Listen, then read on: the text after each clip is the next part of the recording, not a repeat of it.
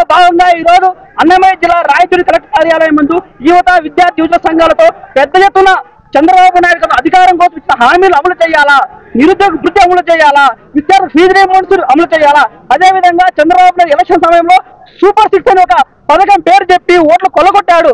ఆ super six పథకాలను వెంటనే అమలు చేయాలా. సంవత్సర కాలం అయింది, ఏడాది కాలంలో కాలయాపన మాత్రమే చేశారు చంద్రబాబు నాయుడు గారు. అదేవిధంగా ఈ రోజు 20 లక్షల ఉద్యోగాలు సృష్టిస్తామని చెప్పారు చంద్రబాబు నాయుడు గారు. ఈ రోజు ఒక ఉద్యోగం కూడా ఇవ్వలేదు.